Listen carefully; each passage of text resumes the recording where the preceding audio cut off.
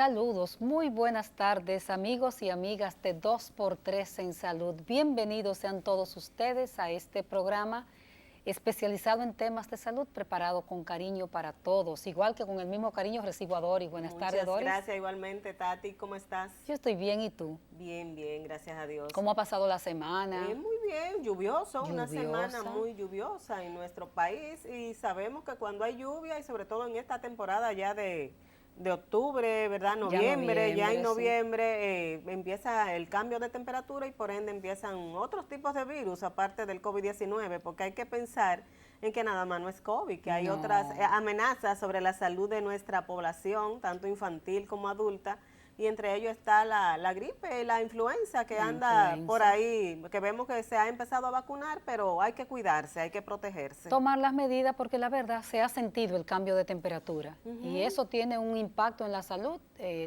los problemas medioambientales o los cambios ambientales tienen un impacto en la salud, querrámoslo o no, es así. Y entonces, bueno, pues a vacunarse en los puestos de vacunación que están en los centros de salud, en los centros de atención primaria. Y si usted tiene un seguro que se lo cubra, pues en el sector privado. Mejor todavía, ¿verdad? Porque se está pagando un cápita a los seguros, a la seguridad social, entonces hay cobertura que hay que aprovechar. Porque la mayoría de las administradoras de riesgos de salud tienen también programas preventivos. Y generalmente los afiliados como no se enteran o simplemente no lo utilizan. Creo que no hay conciencia suficiente sobre eso. Que no hay como una conciencia. Yo pienso que como campañas más educativas, más dirigidas a orientar lo que se necesita en el país, tanto en el ámbito desde el punto de vista del Estado, a través del Ministerio de Salud Pública, del Servicio Nacional de Salud, sobre todo el Ministerio de Salud Pública, que es que le toca esa parte de salud colectiva, pero también desde el punto de vista privado. Yo pienso que cada centro de salud y cada administradora de riesgo de salud tiene que empeñarse más en dar a conocer esas medidas preventivas y esos programas educativos sobre todo. Así es. Bueno, Doris, y en materia de la pandemia sigue su agitado curso.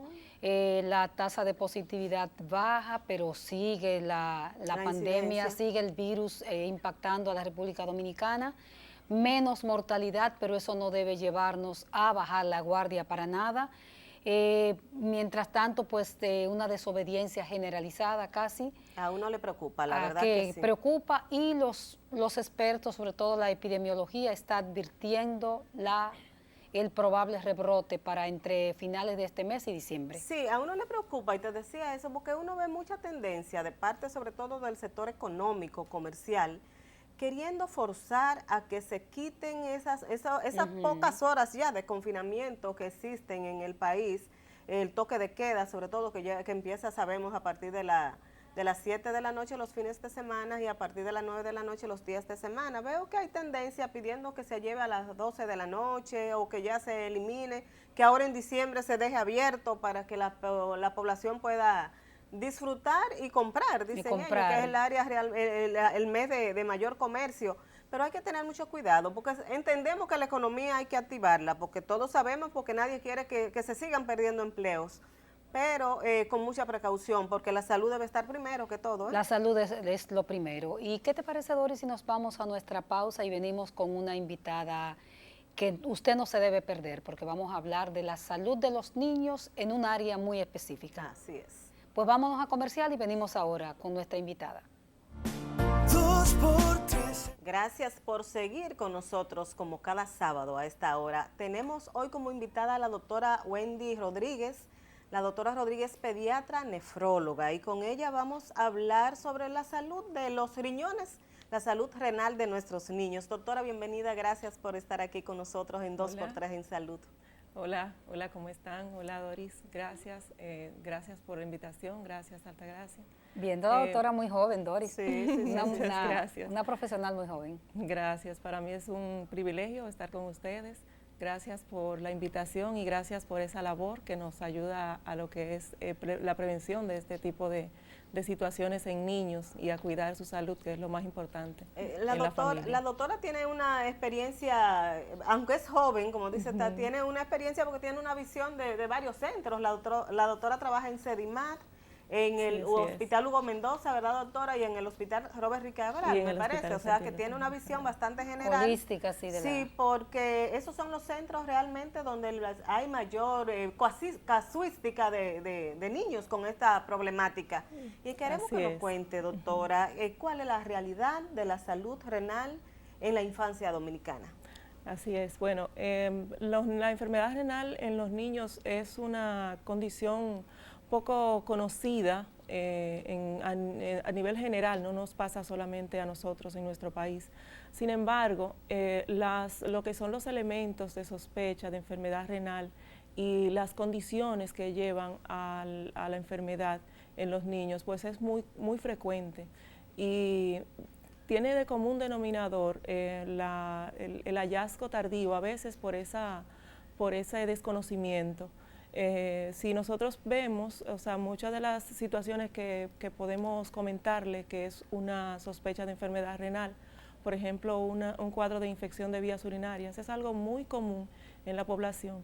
Entonces, es algo que nosotros debemos como que orientar con el objetivo de que tempranamente se den cuenta de que sí, de que existen muchas enfermedades renales en niños que básicamente pues, se pueden desarrollar desde temprana edad y es una causa muy frecuente de consulta ese tipo de manifestaciones. ¿Cuáles son, doctora, si la podemos enumerar, las más frecuentes? Ya usted habla de una.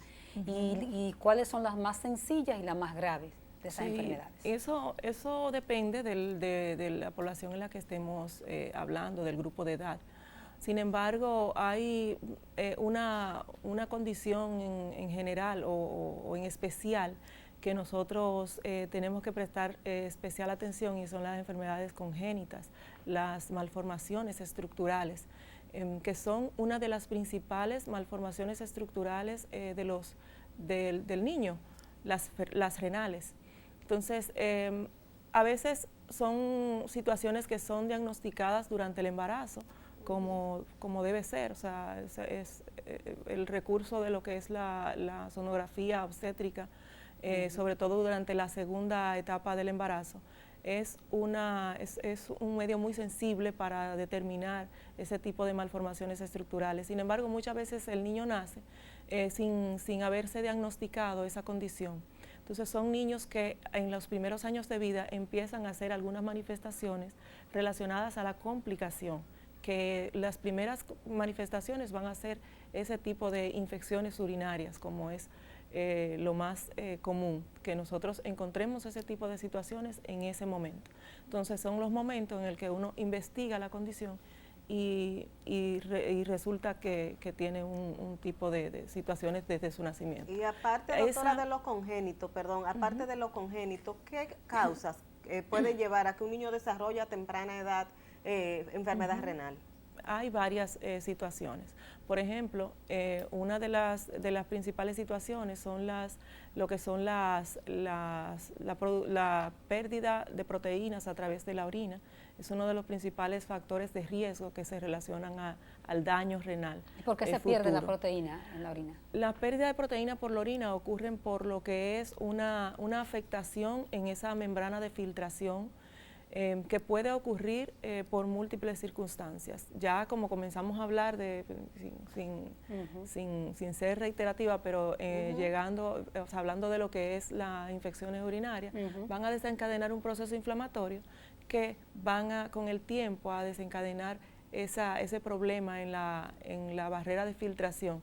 El escape de proteínas a través de la orina, pues entonces va como endureciendo y dañando ese filtro.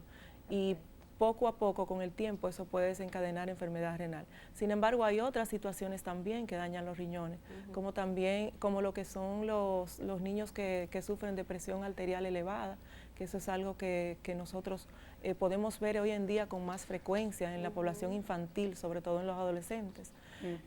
Son manifestaciones, o sea, son condiciones que cursan de manera asintomática y a través del tiempo pueden ir desencadenando ese daño. Una población de mucho interés son los niños con obesidad o los niños que han sido prematuros, bajo peso al nacer. A más bajo peso al nacer, mayor riesgo de desarrollar hipertensión, ya sea en la adolescencia o en los primeros 10 años de vida. Doctora, un trauma, una caída, un golpe, ¿puede conllevar también a que se dañen los riñones en los niños que te presenten estos problemas de salud renal? Un daño puede provocar, o sea, en el caso de un niño que sufra un trauma, puede provocar una situación aguda que es el trauma renal como tal. Eso provoca una situación que decimos aguda porque se manifiesta en esos días. Regularmente es un proceso que depende de la magnitud del daño, pues se maneja de manera, como decimos, conservador, que son unos días de dolor abdominal, de orina con sangre, y entonces usualmente evoluciona de manera favorable. Pero todo depende de la gravedad del daño. ¿Y los hábitos, doctora? Lo que tiene que ver con los hábitos de la madre mientras está embarazada, por ejemplo, fuma, bebe, tiene consumo de sustancias tóxicas, ¿eso tiene un impacto también en él? Sí, muy importante, porque el desarrollo renal ocurre sobre todo durante las primeras semanas de vida, o sea, ya nosotros podemos entre la 5ª o 8ª semana de vida tener unos riñoncitos que van comenzando a producir pequeñas cantidades de orina. Sin embargo, es muy común que en esa etapa la madre todavía siquiera sabe que está embarazada. Entonces, cuando es una madre, por ejemplo, que está sometida a medicación, ya sea madre diabética, hipertensa, pues esa etapa es sumamente importante.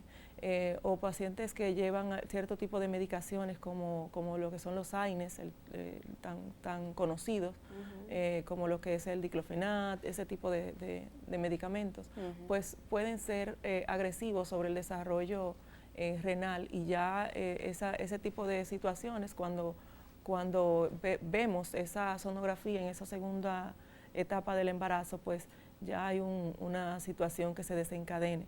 Sin embargo, hay múltiples situaciones durante el embarazo relacionadas al ambiente, relacionadas a las condiciones genéticas, que también son posibles asociadas a ese tipo de situaciones. ¿Y la alimentación en los niños, doctora, influye también en esto? Sí, claro que sí.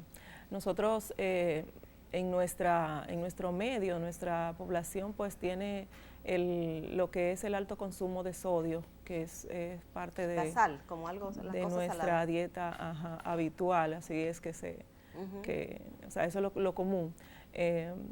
Realmente el alto contenido de sodio es uno de los principales, o de sal, es uno de los principales detonantes o de lo que es esas condiciones de riesgo sobre la salud renal. El tema con el sodio, doctora, es el desequilibrio, porque es necesario, ¿no? Sí, el sodio es necesario. Lo que pasa es que los niveles de sodio o de sal provocan lo que es la producción de muchas sustancias que alteran la presión arterial.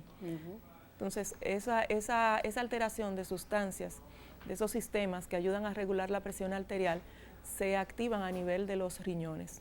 Entonces, cuando el paciente come regularmente con alto contenido de sal, entonces tiene ese riesgo, aparte de que los riñones tienen esa labor de reabsorber casi en un 100% el sodio que insumimos. Que debimos empezar por ahí, definiendo un poco, doctora, cuál es la función de nuestros riñones para que podamos entender un poco la importancia que tiene para nuestro organismo. Así es. ¿Cuál es esa función en ese específica? sentido, para terminar la idea del sodio, en ese sentido, pues, el sodio, aparte de reabsorberse, tiene que valerse de otras sustancias que van provocando lo que es el depósito de sales, del mismo sodio y otras sustancias derivadas del calcio, por ejemplo, que se van provocando por ese alto contenido de sodio en la alimentación. O sea, el depósito de sales es muy común que provoquen, ya sea cambios en la presión arterial, como también la presencia de litiasis tan común en nuestra población, precisamente asociado a lo que es la dieta. Los riñones son órganos muy benévolos que tenemos en nuestro organismo, participan en múltiples funciones. Una de las principales funciones pues, que conocemos a través de lo que es la formación de la orina es mantener una presión arterial adecuada, mantener un medio interno, un organismo equilibrado. en el sentido del balance de líquidos y de sustancias llamadas los electrolitos. riñones Exactamente, hacen como esa función de filtro. Ayudan a eliminar las sustancias tóxicas de desecho que tenemos producto de la alimentación, como también a lo que es producción de hormonas que nos ayudan a prevenir o a evitar la anemia y a alcanzar un buen estado metabólico en relación a la salud de los huesos. Se ayudan a fortalecer ese sistema óseo, produciendo lo que es vitamina D.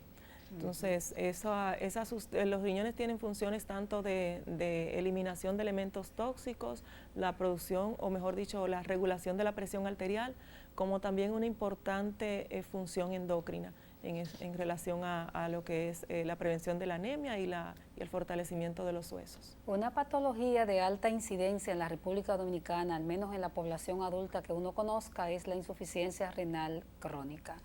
¿Cómo esa patología incide en nuestra población infantil? ¿Qué es lo que dicen los numeritos de los que disponemos, doctora? Sí, la enfermedad renal crónica es muy conocida a nivel de la población general, más frecuente en adultos.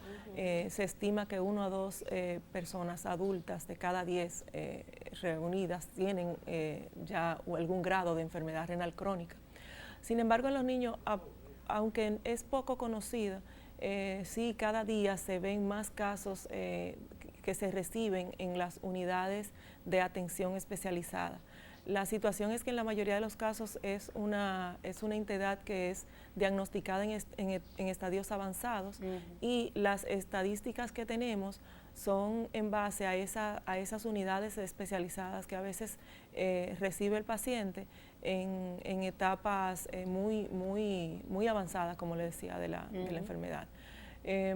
Los registros nos hablan de que en países desarrollados, entre lo que son los pacientes que reciben una terapia renal sustitutiva, si vemos la incidencia desde ese ángulo, podemos encontrar algunos 120 pacientes por millón, entonces, de habitantes, pero que es como le digo, es un subregistro que podemos decir, porque faltan ahí a pacientes que tienen ese tipo de enfermedad y todavía no tienen una manifestación propia de la enfermedad que lo lleve al centro. O sea que en ese sentido es que cada día es mucho más importante lo que es la orientación sobre el diagnóstico temprano, sobre esas manifestaciones que ocurren de manera temprana. Doctora, ¿qué papel juega el médico? Porque sabemos que cuando un niño nace, por lo menos ese primer año, religiosamente los padres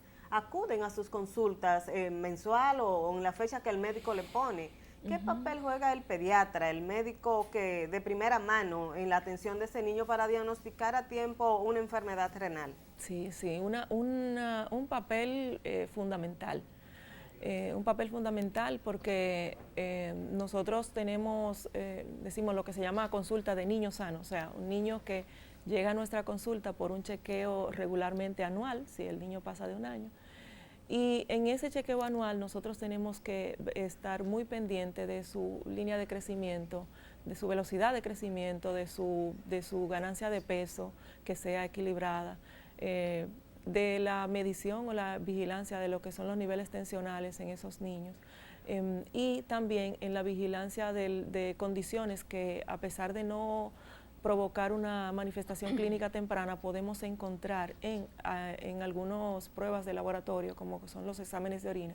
Hay muchas alteraciones que pueden estar presentes en esos exámenes de orina y sin desencadenar algún síntoma, como lo que le comentaba anteriormente sobre lo que es las proteínas en la orina, que a menos que no sea una cantidad masiva, el paciente no se da cuenta que está orinando con proteínas.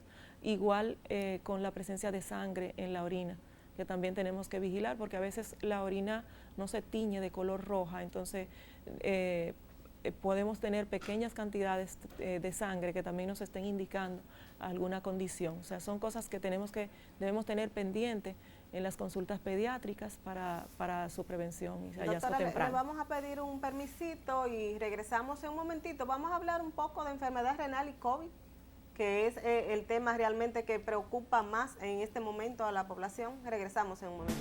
2 por 3 Continuamos esta conversación importantísima para la población infantil y los padres con la doctora Wendy Rodríguez, quien es nefróloga pediatra, está en Sedimat, está en el Robert Reed, está en el Hugo Mendoza. Así mismo, los médicos trabajan mucho. Dori había dejado la pregunta en el aire sobre relacionando COVID con nefropatías, pero quisiera antes de que pasáramos a esa pregunta que la doctora completara la idea de si, por ejemplo, los riñones duelen, podemos identificar en el sentido anterior a la pregunta de Doris, de las manifestaciones, ¿podemos darnos cuenta que un niño tiene un dolor en los riñones, doctora? ¿Hay fiebre que se registra? Exacto, esas señales de alerta, Esas como señales dice, de que pueden alerta. llevar Sí, tanto así a es, las madres como al médico a sospechar. Exacto, muy importante. Mire, la mayoría de las condiciones que afectan a la salud renal no causan dolor. Okay. Las condiciones que provocan progresión de la enfermedad, o sea, que tienen riesgo de progresión de enfermedad renal crónica, muchas veces cursan de manera asintomática en las primeras etapas de la enfermedad. Condiciones que causen dolor, podemos encontrar una litiasis, sin embargo, antes... O piedra en los riñones, exacto. Entonces, regularmente antes de nosotros ver un niño con litiasis, es un niño que regularmente venía cursando con alguna condición que lo llevó a hacer la piedra. El antecedente familiar no se encontraban piedras en los riñones, pero parece que sí. Sin embargo, sí, por lo que es factores asociados a la genética, o sea, las condiciones genéticas y a la dieta. ¿Y los refrescos Sin embargo, de botella? Son factores que también estudiamos y que tratamos de disminuir para prevenirlo. Sin embargo, ese niño que presenta en la adolescencia, que es lo más común, una litiasis o una piedra en los riñones, pues regularmente, anteriormente, pues había presentado ya orina con sangre, algún dato o algún episodio de infección de vías urinarias, algún dato que indicaba que esa pérdida de sales estaba ocurriendo a través de los riñoncitos. Alteraciones en la dieta que son muy importantes, pues identificar y tratar temprano para evitar la formación de la litiasis. Perfecto.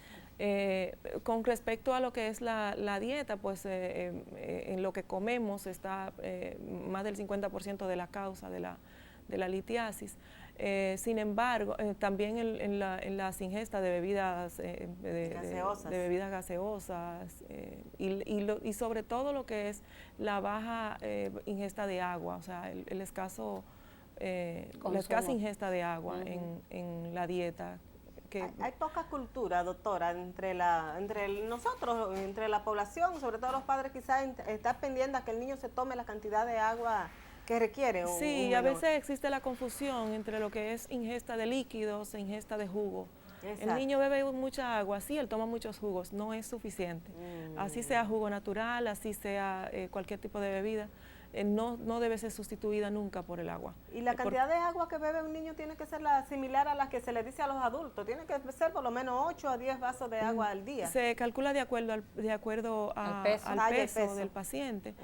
Sin embargo, entre 1 litro o litro y medio de agua, dependiendo la edad, regularmente en la edad escolar, es lo recomendado. Los chiquititos por lo general piden mucha agua, los chiquitos entre 1 o 2 años, pero después parece que la vida que va llevando el conocimiento de las bebidas embotelladas, efectivamente, de las cosas así. Pero hay que también diferenciar a qué llamamos beber mucha agua o si el niño bebe agua muchas veces. Porque a veces el niño pide muchas veces agua, pero son poquitas cantidades. Y deja el vasito ahí. Exactamente, hay que estar pendiente de eso, de la cantidad de agua que ofrecemos al niño y tratar de como que llevar ese control entre lo que es la bebida de agua, libre agua, a diferencia de lo que son bebidas de hecho, doctora, saborizadas. De hecho, doctora, el agua es una de las primeras cosas que los niños aprenden a decir agua. Así es. Sí, es cierto. Doctora, y dentro de las casuísticas que ustedes atienden, ¿ven diferencia entre varones y hembras o es la misma incidencia? que ustedes están viendo, por Sí. ejemplo, en el hospital, ¿dónde ven más? ¿En el sector privado? ¿En cuál de los centros de salud se ven más cantidad de casos de niños? Bueno, realmente a cualquier nivel de nuestra población es frecuente la causa de consulta, alguna de esas manifestaciones que comentamos. A nivel público sí nosotros tenemos mayor número de pacientes con cierto tipo de condiciones, pero en la población general pues son factores de riesgo muy comunes. ¿Hembra y varón igual? O sea, ¿el sexo? Eso iba. Los varones tienen mayor riesgo de enfermedades estructurales, que son, como le digo, la mayoría de los casos son malformaciones congénitas. Por ejemplo, los varones tienen mayor riesgo. Pero y a nivel público, ¿los relacionan ustedes? ¿Tiene que ver los niveles culturales, la educación, la pobreza? Podría tener algo relacionado a, o sea, la condición de vida, de vida, o sea, el ambiente con el diagnóstico, con el momento del diagnóstico. Bien. Yeah. Y el control de esos factores de riesgo puede tener que ver con lo que es el nivel de pobreza. Perfecto. Doctor, en estos momentos en que tenemos incidencia aquí del COVID-19, estamos bajo esta pandemia, esta epidemia en República Dominicana, en los niños que tienen estas condiciones, ¿se consideran dentro de ese grupo vulnerable? ¿Hay que tener una atención especial? ¿Han visto ustedes incidencia de COVID entre esta población infantil? Sí, así es. Aunque en sentido general la incidencia del COVID-19 ha sido, gracias a Dios, baja en niños. Sí. Sin embargo, sí en los pacientes que tienen condiciones o enfermedades crónicas, como lo que es el niño obeso con hipertensión o con enfermedad renal, y enfermedad renal crónica, o sea, porque hay otro tipo de enfermedades renales, pues sí, tienen mayor riesgo de presentar una enfermedad de COVID-19, pues con mayores riesgos sobre su morbimortalidad. En la población pediátrica también esos mismos factores de riesgo son cosas que tenemos que llevar en cuenta para tanto la prevención como los cuidados y la alerta sobre la posibilidad de que evolucione de manera tórpida. Durante la pandemia, doctora, hubo un descuido, ¿no? O sea, se dejaron de lado las consultas. Mucha gente se descuidó porque también los médicos, sobre todo mayores de 60 años, dejaron de ir a los hospitales. Hubo una postergación, es la palabra real, de todo lo que eran los servicios de salud. ¿De qué manera afectó esto a los niños que ya están afectados por alguna patología renal en la República Dominicana? Sí, en nuestra experiencia, pues, sí, nosotros, pues se disminuyó ese número de consultas. Los pacientes con enfermedades crónicas son pacientes que regularmente necesitan un seguimiento y un contacto estrecho con su especialista, y es lo que nosotros nos ha ayudado. Mantenernos en contacto con el paciente a pesar de que no podamos verlo de manera pronta, pues mantener el contacto y saber cómo están, explicarles sobre las formas de prevención y de cuidados que debe tener. ¿Cómo le digo? Hacer la cita o programar una cita temprana ha sido lo que nos ha ayudado. Sin embargo, pues lo que es el momento de intervención sobre algunas condiciones sí puede afectar o ha podido afectar. Por ejemplo, pacientes que tienen enfermedades que necesitan medicamentos inmunosupresores, que tienen el ambiente familiar con infección y el niño con datos clínicos de infección, pues hacen que nosotros tengamos que postergar o manejar ese estado de inmunosupresión con el paciente, que también aumenta lo que es el riesgo de su enfermedad. Doctora, de tratamientos en este tipo de niños, sabemos que la última etapa ya es la diálisis, la hemodiálisis, pero ¿qué recorrido hace un menor? ¿Hacen ustedes los médicos con un niño que está teniendo un problema renal antes de caer ya a esta última etapa, que es la diálisis y luego el trasplante? Diálisis, Dori, que muchas veces mantiene al paciente prisionero, o sea. Sí, claro. Sí.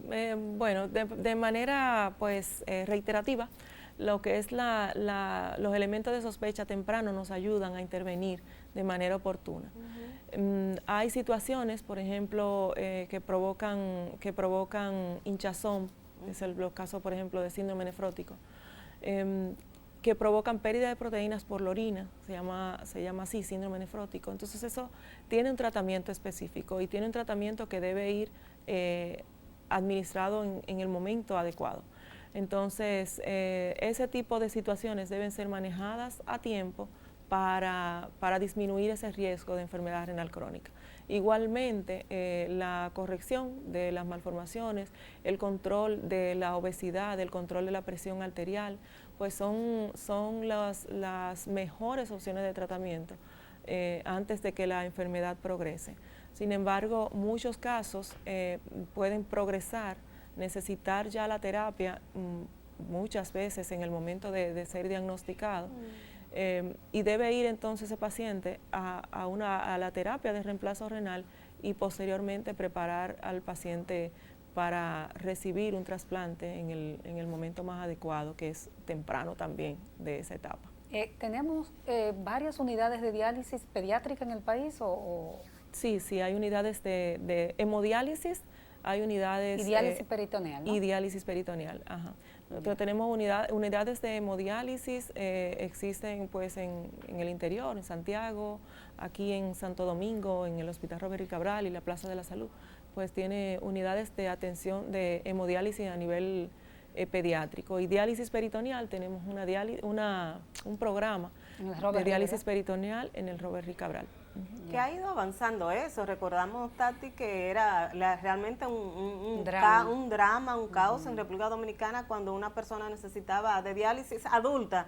Imagínese usted cuando se trataba de niños, era todavía más traumático. Así Por es. suerte que han ido creándose esas unidades. ¿Y como cuántos pacientes, doctora, tenemos en tratamiento de hemodiálisis? De hemodiálisis, aproximadamente entre 50 a 60 pacientes actualmente recibiendo terapias de sustitución renal. Sí, ustedes en SEDIMAT no tienen esa unidad, lo que tienen es consultas, ¿cierto? Consultas. Consultas. Sí. En el Consulta y programa de trasplante renal pediátrico. ¿Y el Hugo Mendoza? Y en el Hospital Hugo Mendoza no, solamente lo tenemos a nivel público en el Hospital Robert Cabral. Doctora, y quiero hacer una pregunta que siempre le gusta hacer a mi compañera Doris, que es la parte humana. ¿Qué implica, sobre todo a nosotras las mujeres, en este caso una mujer médica especialista en esta área tan sensible, qué implica el drama de un niño que se dializa? El drama de un niño en términos humanos, como profesional y humano, de un niño que tiene que ser impactado o que tiene que ser llevado a un trasplante renal. ¿Qué implica en términos humanos? Eso es algo muy sensible, es algo que toca ¿Es dramático? Realmente a cualquier ser humano que viva esa experiencia. A nosotros como médicos nos impacta, no crean que no, o sea, nos impacta mucho, pero tenemos que las opciones que tenemos para mejorar la calidad de vida de ese niño son lo que más nos mantienen pues en pie y nos animan cada día a seguir ayudando a esa madre.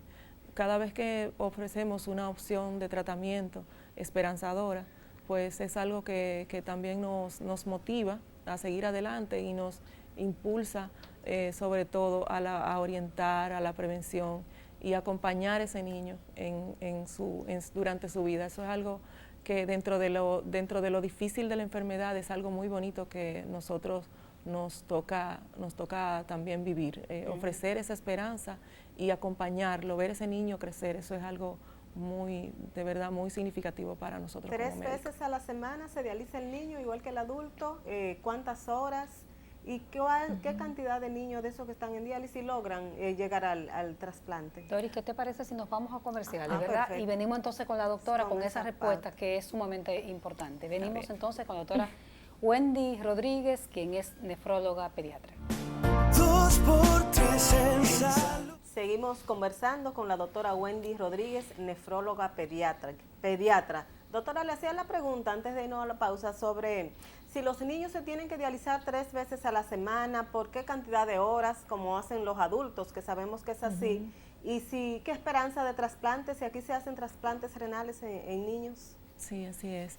En relación a la hemodiálisis, las hemodiálisis pues se van ajustando, o lo que decimos dosificando, de acuerdo a las necesidades del paciente. Sin embargo, en sentido general, pues se deben administrar una diálisis convencional al mínimo 12 horas por semana, que se espacian durante la semana a tres veces. Y llevar, aparte de lo que es la diálisis, llevar ciertos controles sobre el control de líquido, el control de la dieta, sobre las sustancias que los riñones no pueden eliminar, pues tener ese equilibrio en la dieta para evitar que el número de diálisis sea necesariamente aumentado o que el niño entre una diálisis y otra se pueda descompensar. Eso son cuidados que debe tener el paciente durante toda la semana, aunque la diálisis se administre solo 3 veces por semana. ¿Y la en mortalidad, el caso de doctora? diálisis peritoneal... Perdón, ahí mismo me puede contestar cuando termine con esa parte, la mortalidad en esa población infantil por este tipo de problemas. Ay, es alta, realmente. En la diálisis peritoneal, pues el paciente puede llevar una dieta como mayor, con ingesta mayor, por ejemplo, de líquidos, en relación si lo comparamos con la diálisis peritoneal, con la hemodiálisis, perdón.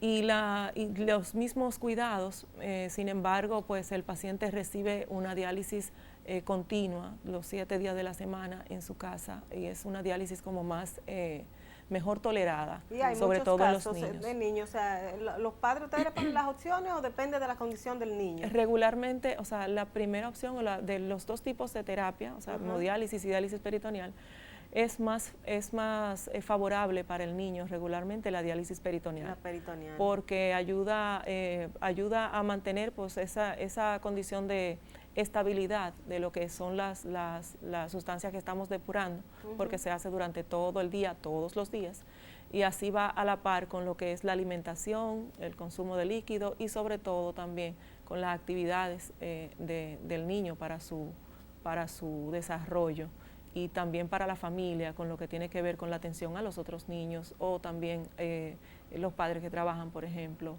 el niño que debe asistir o debe acudir a la escuela, pues regularmente se tolera más. Por eso la elección primera en niños debe ser, de las dos terapias, debe ser la diálisis peritoneal.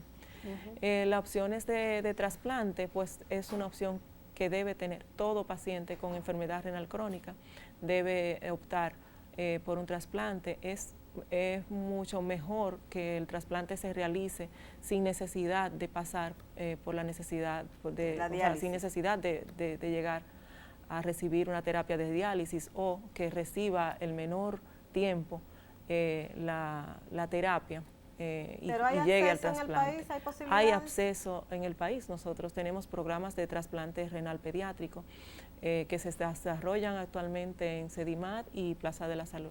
Nosotros realmente debemos en esta población pues promocionar lo que es la realización de un trasplante renal oportuno para mejorar lo que es la calidad de vida del niño y la expectativa del niño. El órgano ahí, ¿verdad? Sí, ¿quiénes donan generalmente a los niños? Porque recuerdo un reportaje que hice una vez de un papá que le donó un riñón a su hijo de 14 años para que pudiera recibir su trasplante. Y yo le preguntaba al papá, digo, ¿usted no tuvo temor en algún momento, que lo pensó para darle el riñón? Y él me decía, no, si hubiese necesitado mis 2 riñones, le pido perdón a Dios y le doy mis 2 riñones a mi hijo para salvarle su vida, porque ya yo viví, pero quiero que él viva. ¿Quiénes donan generalmente a los niños? Sí, a los niños, sus padres son los primeros en estudiarse y en ofrecer, obviamente, la donación.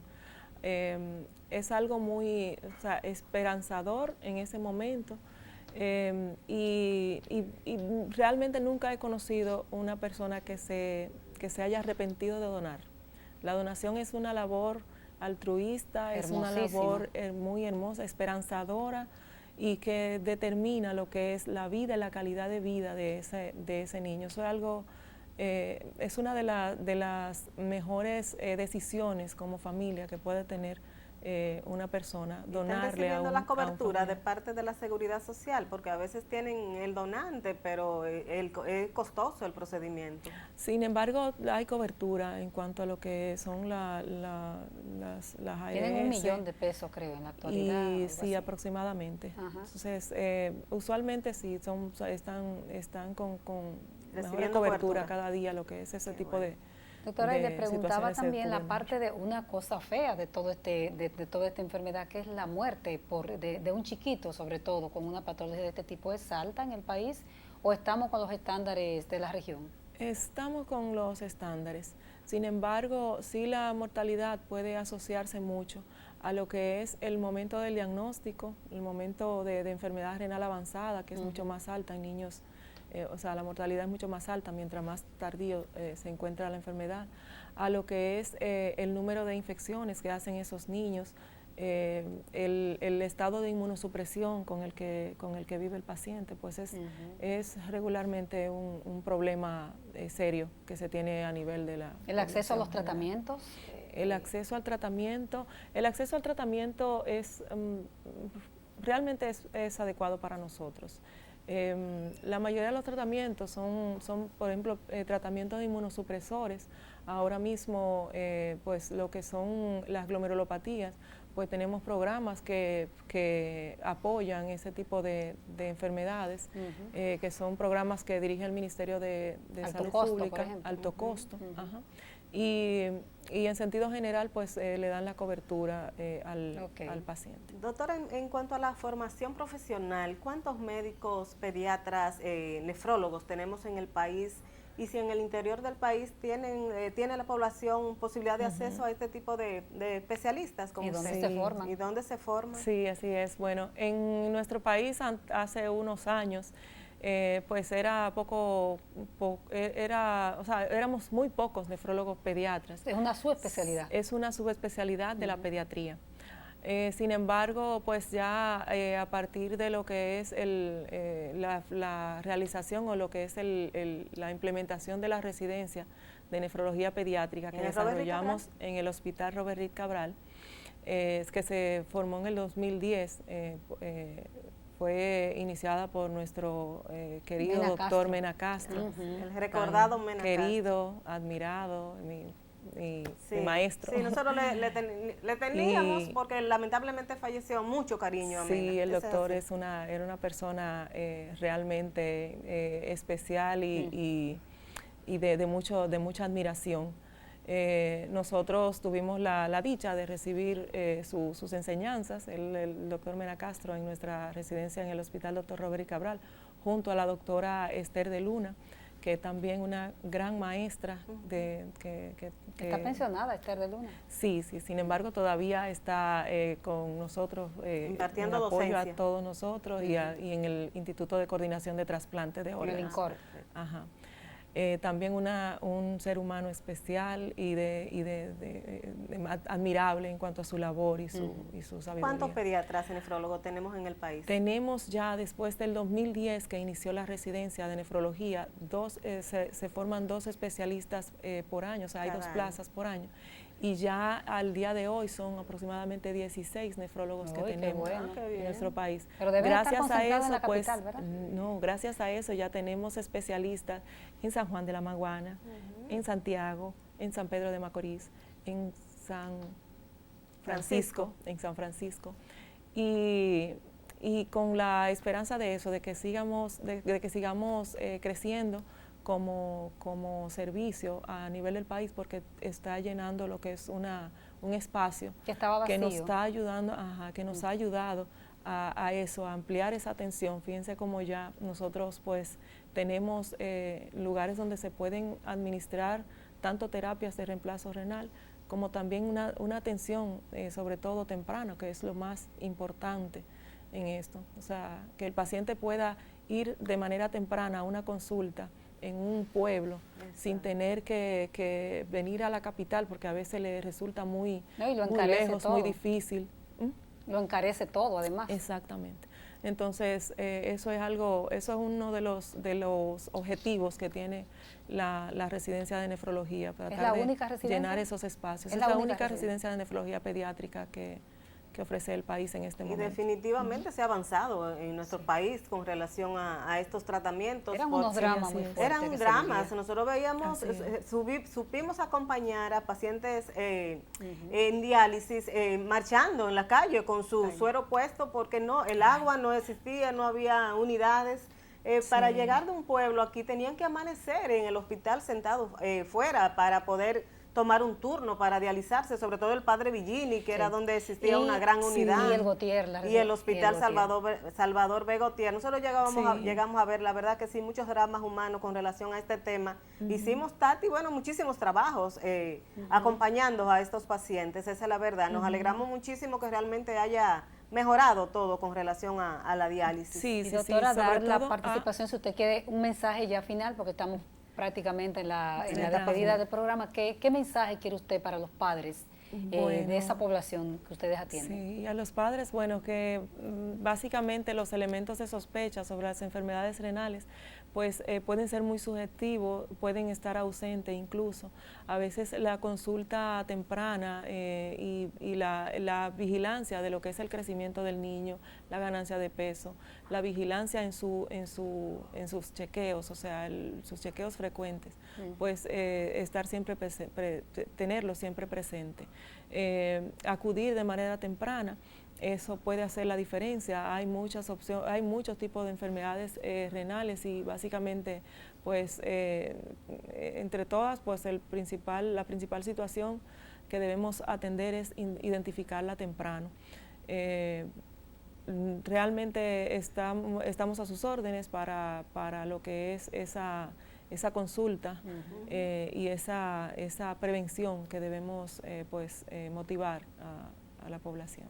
Bueno, doctora, pero yo creo que con ese mensaje y decirle a los padres, le agrego yo un poquito, que cuando vayan al médico a hacerle los chequeos rutinarios a los niños, pues les digan al médico que piensen los riñones también al momento de evaluarlo, porque a veces también hay que acordar las cosas. Así que, doctora, muchísimas gracias.